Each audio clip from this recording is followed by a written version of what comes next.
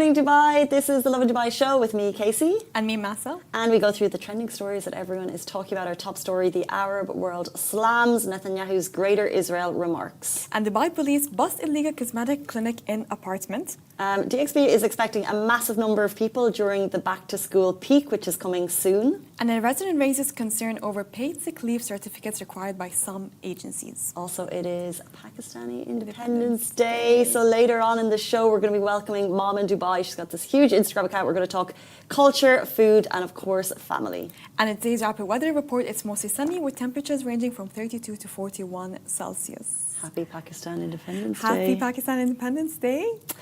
I'm excited to have our guest come on in the show so we can talk a lot about culture and Pakistani pride in Dubai. I'm also excited because I'm going to Pakistan in in 2 to 3 weeks. Casey, you know the saying, like this is what we should call you, catching flights and not catching feelings, or catching flights, not catching feelings, because I'm traveling a lot. Because you've been traveling a lot this year. Weddings. You can't say no to a wedding. And my sister-in-law is getting married. Ooh, okay. Yeah. And the funny thing is, I think you plan trips. That's so funny how you said my sister-in-law is getting married and not my brother. Oh, but it's... No, okay, hold on, sorry. No. My sister-in-law's sister is getting married. Okay, so someone from the family. Basically. And you know what feels funny is I feel we're getting wedding invites now because I only had 20 people to mine. So I'm like, oh, I feel awkward because you didn't, but I'm going. I'd invite you to my wedding. But I feel like it's different for every single person. I feel like because in our culture, for example, we have those big weddings and you have to invite everyone to an open invitation. I feel like it depends on the culture and it depends on how people perceive weddings in general. So they're having, and the reason I don't know the dates I'm going is they're having, correct me if I'm wrong, Ishu, like 6 events across 2 weeks. So there's actually one weekend is going to have events that spreads into the next week, and then the next weekend is going to have events. So there's so much happening that we're just going to slot into the appropriate time. And it's back to back? Most of it's back to, I think there's probably a gap in the middle. But I'm going to Karachi for the first time. We're also expanding Lovin there. So we have Lovin Islo, but we're going to open up new offices there. So that's also exciting. But I've been to Islamabad before, never been to Karachi. So if anyone has Karachi tips for me, please send them my way. Have you ever been? No, I've never been, no. But I've heard a lot of it. So I've seen it on TikTok and everyone says Karachi, Karachi, Karachi. And I think you're going to have fun.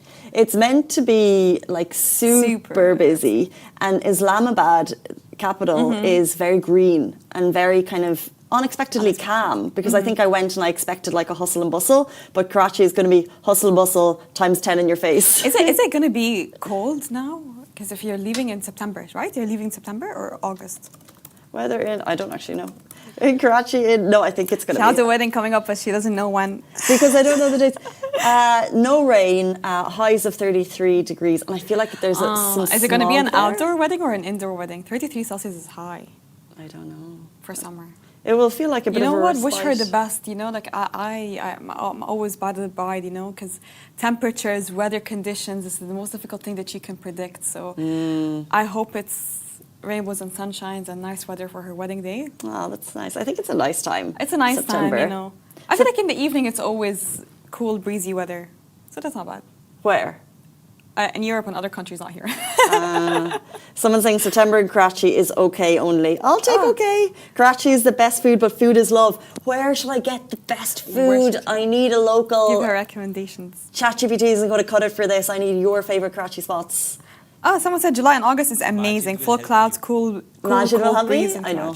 I was right. Full clouds and cool breezes in Karachi.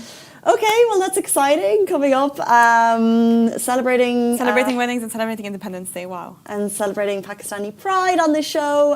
But first, before we get to our guest, we're going to jump into our top stories of the day. We're going to talk about the Arab world slamming Netanyahu's remarks over his Greater Israel comments.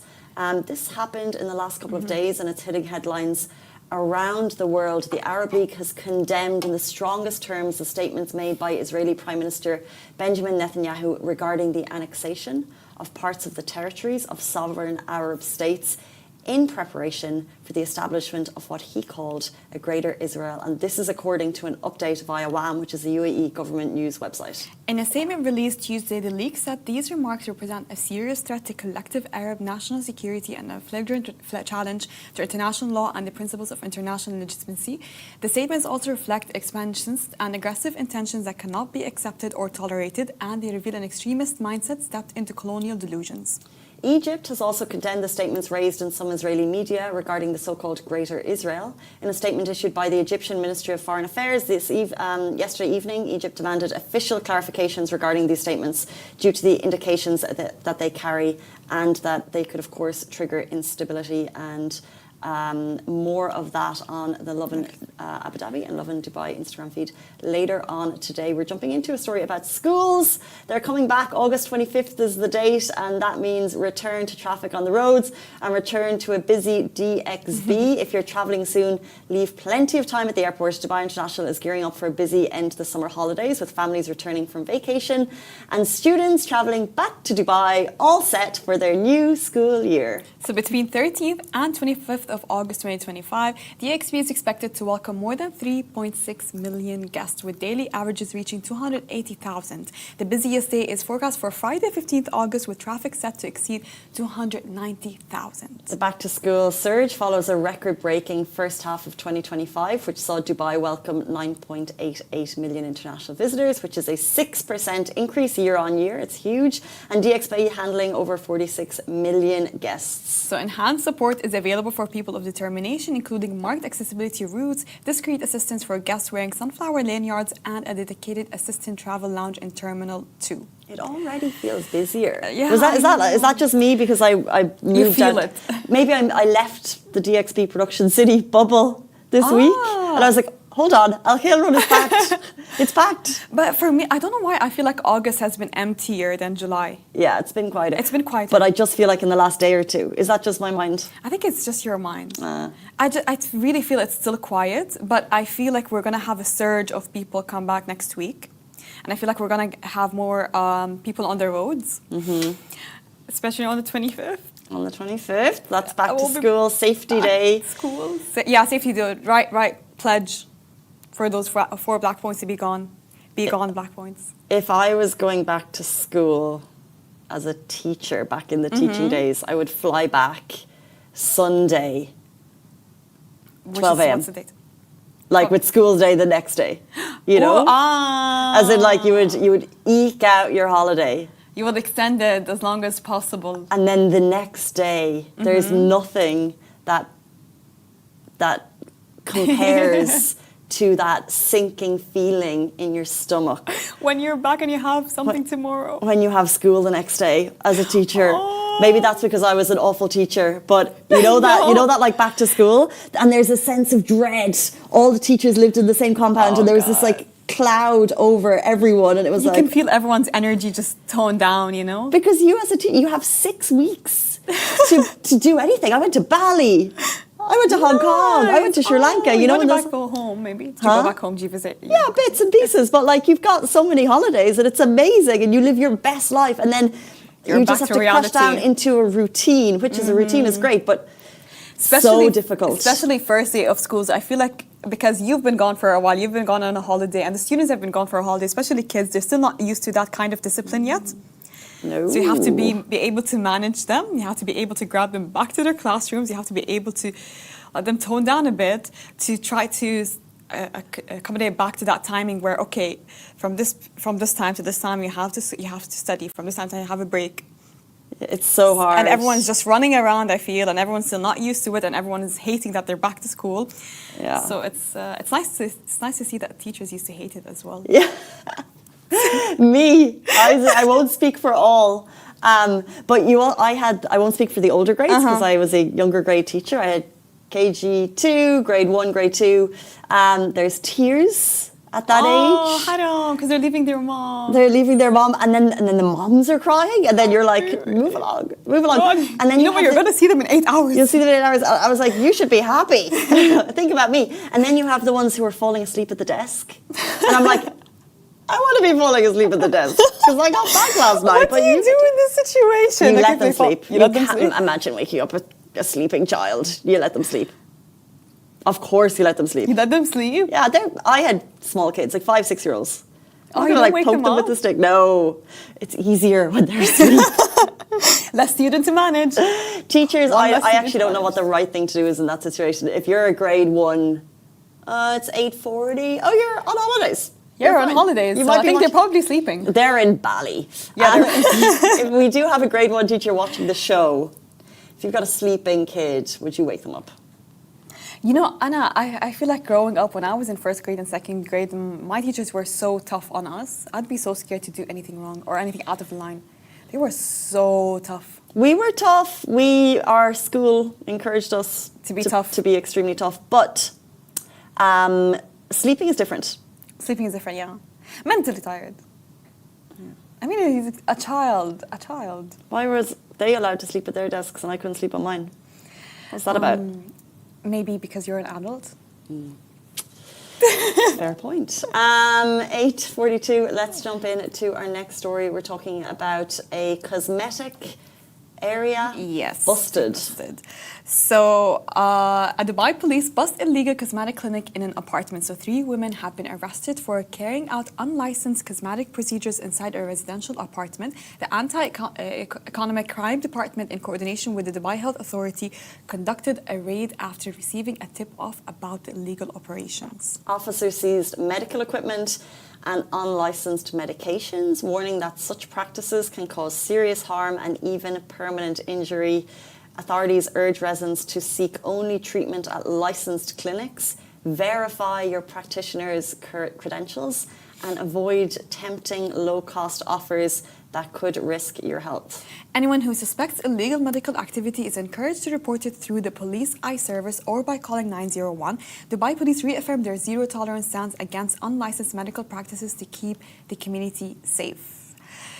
Crazy how they've been conducting it at home.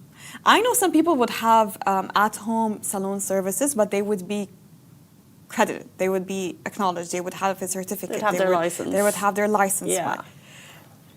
But to conduct procedures where you require needles, where you require anesthesia, you would require certain health. You need to make sure they're licensed. They need to make sure they're licensed. And I feel what happened to those people is they fall into the trap of finding affordable cosmetic surgery procedures. Because, okay, you open Facebook, you open all of those social media platforms, you fall into that trap of having this major discount. But at least it's from licensed clinics. Even if you're getting like a bad treatment after all, it's not going to be a good treatment, but it's still a licensed one. You can sue them if anything happens. No, I'm joking. But to be conducting it at a home, I don't only blame those women, I blame those people that would go to such extent and they would have those procedures at home clinic. I understand salons, at home services, but cosmetic procedures? Yeah, you this don't is a know. bit too extreme. You don't know what's in those needles. You don't know what's in unfortunately. those needles. And it's just so common. Yeah. So common. We certainly don't endorse it. I do it, but Yeah. but in a licensed. But you do it at a licensed clinic. A licensed location. Yeah. A clean one that's not like blastering very cheap, prices. Online. It's a licensed clinic, but Yeah. they do deals all the time. Yeah, there's a You need difference to- between yeah. deals and those dramatic discounts. If a procedure was like 3,000 and dropped to 500, because I've seen it. I got laser eye from Groupon.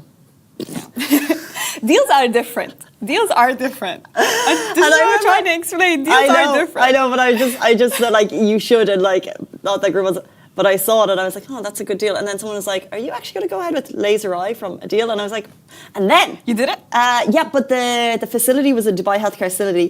It was amazing. It was brand new. And the issue was, because it was brand new, they weren't getting any customers. So They're put trying to themselves- attract customers. Okay. So I had the newer laser eye for cheap as chips. Like You were like the test. yeah. Laser eye is amazing, by the way. If you're mulling it over, it's a life changer. It's a life 10-minute changer. procedure. 10-minute procedure. Yeah, and they like. You're done. Yeah, but you can just smell the burning. Oh. Yeah. Oh. And I had this funny doctor. He was the burning was happening, and he was like, relax. and I, because I was obviously quite tense. Yeah. And then the burning was happening, and he was like, and then it smelled like burning skin, and he was like, relax. And then I started laughing, and he was like, don't move. You can't laugh, I can't move. What can you do? And then I didn't move because he was like, don't move. I was like, Oh, I love funny doctors, honestly. They're so funny. Not when the thing, whatever it is, the laser is burning your eye. I don't know what the medical terms are, but do you feel like dermatologists, they make you feel so insecure about yourself sometimes? You know, because Anna, I go to those clinics with my mom, okay? And I am going there in support, okay? I'm not going there for any kind of procedure. Why do you have to pick point and look at my face and tell me what procedures I need? I'm not there for consultation. I'm just there because... How would that have happened? To drive my mom home, to drive her back. What? How did that even come about? Like, what was the conversation? So I'll be just sitting, okay, consultation for my mom, booking procedures and stuff, okay. And then the doctor would look at me, the dermatologist, and would say, you know what, maybe you need a little bit of like lip fillers, retouches around the eyes. Yeah. You don't. I know. You don't. I don't. I always say I don't, I'm not here, I'm not doing anything. I'm not going to touch my face. I say if it's not broken, don't break it. Interesting. But they do it all the time. Every single clinic I entered, if I'm going there, I'm just a driver. I swear, I'm just a driver. Okay, if I enter a clinic, they have to give me their unnecessary comments or unasked for comments. I don't want to tar all dermas with that brush, but I have been in a clinic too. Yeah. And it was like, have you thought of the fillers, Yeah, this? I was like, the Botox is fine, thank you very much. Let me just come. I know what I want. Okay, let's jump into sick leaves. A company is acting out of terms and one resident is not happy. So a resident raises concern over paid sick leave certificates required by some agencies. A Dubai resident has raised concerns over recruitment agencies requiring a paid DHA sick leave certificate for even 1 day of absence or risk having the day deducted from annual leave. The resident compared this to Abu Dhabi, where such certificates are issued for free, calling some Dubai or other Emirates agencies unfair and against the spirit of the UAE labour law. Okay, so according to the UAE law, domestic workers in particular are entitled to 30 days of sick leave per year. That's 15 paid and then it becomes half paid and such like that. As long as it's supported by a medical report from an approved health authority. The issue becomes even more frustrating when illnesses are minor, like certain cramps, body aches, where no prescriptions are provided, but a DHA certificate is still demanded at the employee's expense by some agencies, companies, where the sick leave will be deducted from their annual leave. So critics say that these rules are not only violate worker rights but also hurt productivity. For official clarification, residents can contact the Ministry of Human Resources and Amortization. So we jumped between domestic workers, but I think it's good to kind of be aware of the rules regarding your sick leaves as a whole, and whether or not we need DHA sick leave for a day? It's basically, from what I know, that if you take more than 2-3 sick leaves, you need a certificate to prove that something is happening. But if it needs to be attested, then you have to pay for it. Right. Yeah. Certificate. So the medical certificate. No sick leave required if it's a day. If it's a day, no need or to. 2 days. Yeah. No attested sick leave. So your doctor can give you the sick leave, but it doesn't need to be tested. If you go above 2 days, then you'll need, according to UAE labour law, you'll need an attested document. Now, not all employers will ask for it. That's the thing.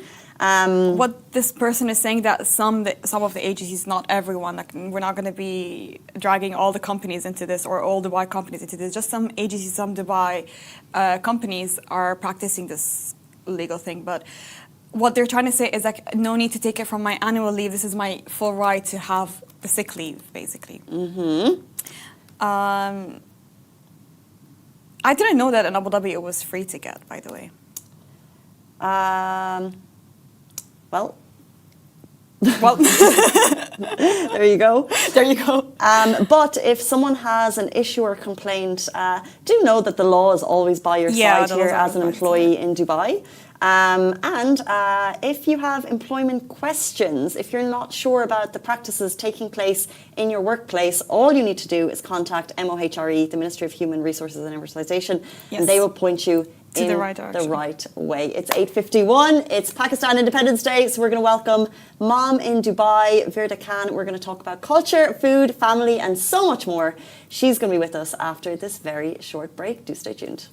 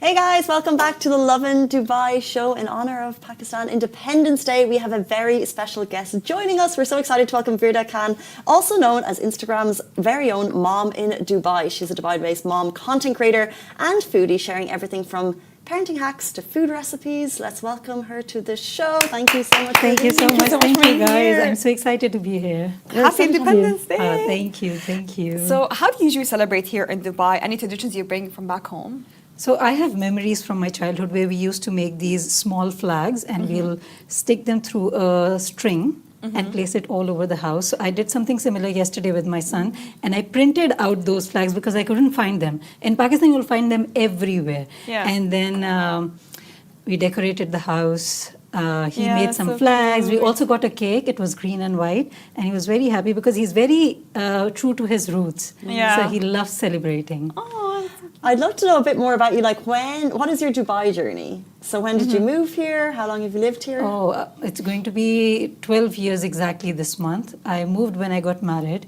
and we were initially in Abu Dhabi for about 1.5 years. And then we moved to Dubai. I was working in Etisalat, and then I had my son, and it was kind of like difficult to juggle work and a Yeah. newborn. So I resigned, and then I was like, okay, I need to share something with people. And I saw these British mom bloggers. Yeah. Because I think they were the ones who started mom blogging Yeah. initially, like documenting their whole day, talking about their kids, everything. And that's how it started. So what was people's reactions when you first started posting? Was it Well, it wasn't like how it is now, because at that time it was only pictures. So I Yeah. remember my first post that reached out to a lot of people was starting my day in PJs and ending my day in PJs. You know how mom's life is? Yeah. You're home all day You're with the home. kid. It was something around those lines. But after a while, I wanted to share my journey as well, not just as a mom, but as a person, because, you know, just because you've had a kid, it doesn't mean that your life ends, or like motherhood is everything that your Yes, life revolves preach. around. So that's how it started. And then at that point, it was just photos, but what kind of content were people reacting to? Like, what were you sharing that was getting attention? Initially, it was more about outfits, like where do you get outfits from, and also because my baby was at a stage where he was weaning one day, he was crawling the other day, and he was walking and he was talking. So mothers were mostly interested to know like how the journey is going, what are you feeding him, how you're taking him out, new play areas, and stuff around the baby mostly. Yeah. Yeah. So how did the name Mom and Divine come about? Was it first your official name, or did you change it later? I can't think about, like, I don't know how it came about, but I think because I was highly influenced by mom bloggers around the world, and they never went with their name. They were always like Mom of Daughters or Mom and Me. So I was like, okay, Mom and Divine. Got you, Mom and Divine. The mom blogger, when you mention mom bloggers, all I think about is mom talk. Oh, I love mom talk. You love mom talk? Yeah, I watch both their seasons, but they're like very crazy moms. They're like, yes, go, but they're very young as well. They're very young. They're very young. Do you is there like a group of moms in Dubai that would do something similar? Not to that extent. Do you know Mom Talk, by the way? No, what's Mom Talk? Can you describe it? Okay, it's Texas. It's Utah. Utah, well done. So it's Utah moms. Okay. And State they're in the Mormons. States. They're Mormons. So they're very religious. So I think the religion is a little bit strict about what they should wear, and they get married very early, like when they're 18 like and Nora 19. Smith. Yes. Yeah. And they had these young babies, and that's when COVID happened and TikTok went viral. So they would do these lip syncing and dances, and they'll have like captions that will relate to their life, and they went viral. Wow, like Nora Smith. How is she juggling everything like that, like with 4 kids and she's so young? Oh yeah, she's also Mormon. Yeah, she's a Mormon. Yeah, Nora Smith, but that's because of her cooking. Cooking videos. Cooking goes viral. I went viral Still? with my cooking, last year. I've been doing this for 9 years now. I went viral only last year with my cooking videos. Really? Viral, I'm talking about 20 million views, 30 million views. What kind of cooking videos though? Just ASMR. Just anything. ASMR. ASMR. Yeah. Show us like a signature ASMR move that people like. Okay, so what I do is I don't look in the camera, but I focus on. Do you need like, a product? Yeah. Okay, so if I'm going to make a drink, I'm going to be like, this is my style of adding ice. And then I look through the straw that's like, has become one of my signature styles, and then where I look through the straw, and I look through the straw to see if there's any mold or not, but people don't get it. People are like, what is she looking in the straw? I'm like, I'm looking at Jupiter. I'm seeing if the sun's out. And then I try my drink, I make like a little bit of ASMR sounds, and that's it. Oh my 20 god. million views. 20, 30 million Wow. views. On some of my videos, I've got around like 55,000 followers just from one video. 49,000 followers. That's crazy. And when my How account is was that? deactivated, I think around 20, 30 videos of mine were viral. I was getting every day, I was getting 25, 30,000 followers. We have to talk about the account getting deactivated. Like, we were so aware of the story because it hits home. Yeah. Big account, And it's hard. wiped off the internet. Tell us what happened. It has happened to me twice. Once, the first time it happened, it was hacked, but at that time I was very small.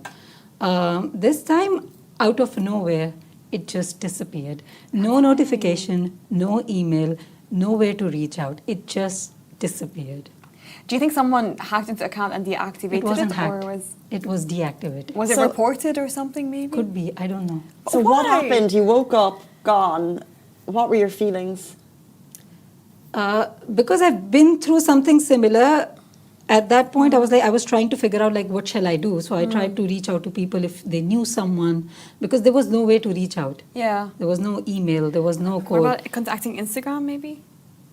I don't know. Then I tried to reach out to the team through my Facebook account, but they kept asking me for a number. You must have gotten an email and there must be like a reference number. But I never got an email. Oh. And yeah, it's That's difficult. very weird. It makes you realize that, in a minute, this all can be like. So how many followers did you have at that time? I had just hit 500,000. So you must have had brand campaigns, you must have had things that needed to go out. Yeah. How did you manage that? And it was around the same time, so this time is a little busy with back to school. Some of them were very nice. They were like, okay, because I had just posted like a day before Yeah. or 2 days before. They were like, okay, go ahead with your new account, because I immediately made a new account and my followers started, following me there. Yeah. So the views were nice. Yeah. How Not were even they on able the to net. find you after? I posted a story, and I think a lot of other influencers and mom bloggers, they kind of like reshared it, and it Yeah, reached that's out nice to of them, people. yeah. What kind of growth did you see there? I reached, I think, 100,000 within 2 weeks. Wow. Talk about like a strong, loyal That is follower, amazing. you know? You have the best followers. That's they were really phenomenal. nice. Thank you. Really talk Thank about you. like loyal followers. They would Yeah. follow you. It gave me hope. Yeah. Because otherwise, I really went into depression because you've worked Right, so hard yeah, on like something. 8 you've years made a of name. something like that, Yes. yeah. And you can't even get your username because it was disabled. So I couldn't make another account with Mom in Dubai. And that's kind of like my identity. Even if people don't know what my name is, they'll always be like, oh, you're Mom in Dubai. Right. Mom in Dubai. Virdah. Yeah. And do you always have this anxiety that your account might be taken down again, or you're like, you know what, it's fine, I've just been through A it little bit. twice. But the whole incident kind of gave me like belief in myself. So I'm like, if I can do it once, twice, I can do it again. But yeah, it's a big setback It's a big because setback, yeah. although a lot of campaigns and a lot of people that I've worked with, they were very nice. They were like, no, you do your own thing. We believe in you. But there was rejection one after the other as well. Oh my And I do God. understand. Because people do want to be like a brand, they do want to be seen by a lot of people. That's what we bring. We bring brand awareness. If you don't have the number, they might not want to work with us.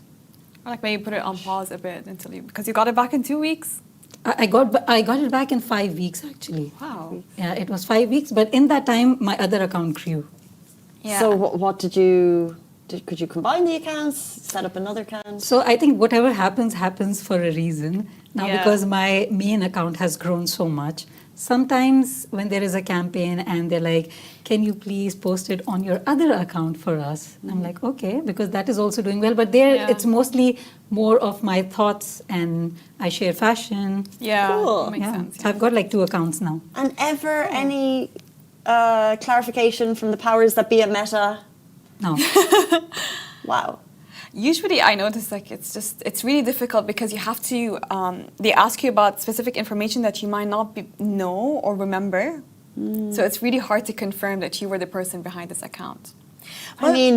Yeah, it's really hard because I tried to get my TikTok account back and they were asking for specific information that I didn't have it. So I was telling them, I'm sorry, but I forgot.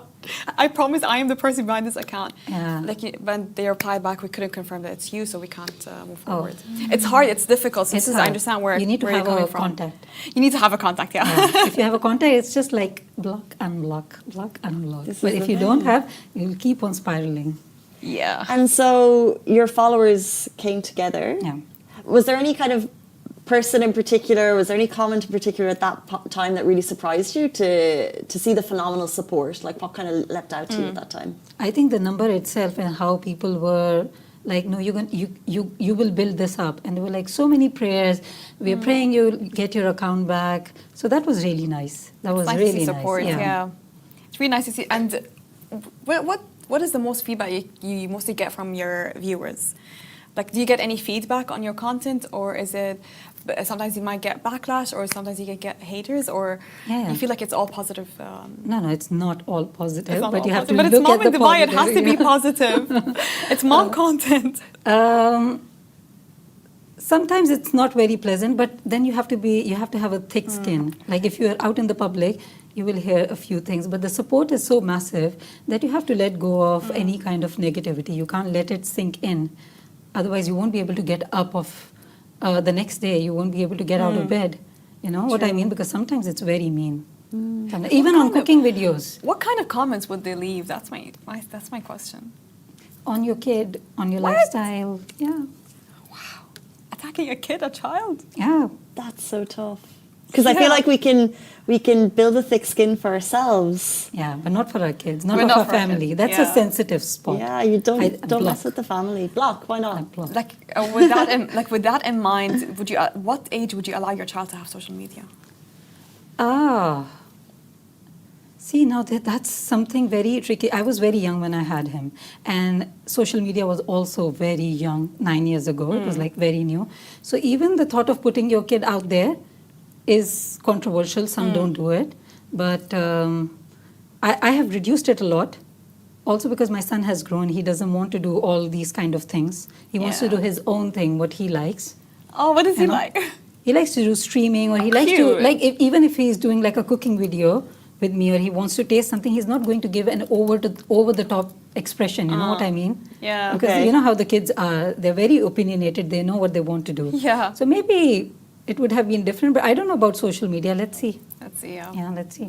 Let's see what he asks, and then when he finally gets Yeah. it. Yeah. I think it would be dependent on the classroom. The classroom, So yeah. I would have personal strong feelings on it, but if all the kids had it, then I'd probably just be fine. Maybe know what, I that's think the it thing, you will don't be want them different to for feel boys. left out, yeah. They'll be like at a later age. They will For care girls, less. they like to be on the social media. Yeah, the to girls watch are- the makeup tutorials and to chit chat with each other. Yeah. They don't use WhatsApp or iMessage to talk to each other. They use it through like They're social media. They'll send snaps like that. Yeah. Let's bring it back to Pakistani culture in Dubai. So how do you teach your kid about Pakistan history and culture while living abroad? Like, how do you keep the culture alive? I think food. Food is the main, because we cook Pakistani food and it's delicious. Oh my gosh, I imagine. It is delicious, like everything. So he really loves Pakistani food. Every day? Every day. Yeah, every day. At home, it's Pakistani food. It's like home cooked meal, so it's a Pakistani meal. And on Friday, when he goes for prayer with his dad, he wears the Pakistani shalwar kameez, Yeah. and he very proudly wears it. Even for school cultural day or like an international day or on Eid, they have Eid parties at school. Yeah. So he likes to wear Pakistani clothes. And I think language is something that he is adapting, because it's Yeah. it's so many languages here in Dubai. Yeah. He's learning French at school. He speaks English. He's trying to learn Urdu also. Yeah. But it's difficult to talk only in Urdu with him at home, because kids respond more to how the videos they watch, and their friends, they all speak in different languages. So that is something he himself has told me, that I feel embarrassed when I cannot speak Urdu that properly. So Yeah. please get me some Urdu classes as well. So I that love when that for him. Yeah. Mashallah, like really. So when I go back home, or when I'm with my grandparents, with my cousins, I can understand like everything what they're talking about. I love that for him. Very nice. You know what I love here in Dubai? It's such an international city, but every community and every culture is celebrated, and like it's tolerant. Like, you have that space to celebrate your own culture without having to feel self-conscious. Yes. So true. So what do you usually miss the most about home besides family? Besides family, I think the gatherings. Yeah. Because in Pakistan, there are like, Yeah, the gatherings are so nice. It's almost every Sunday. Yeah. The extended family is going to get together. There's going to be like food. You get dressed up. Sometimes the kids are going to show you their dances. And like now, the GCSE results are coming. So in Pakistan, it's like an event. Yeah, it's When the same thing results for come, us. Yeah. Everyone's going to be like, oh, did he get his result? What's the result? Yeah, And there's that's going so to be a true. party. And the money you get, it's amazing. That's something we miss out here. Our kids are going to Yeah. miss out here.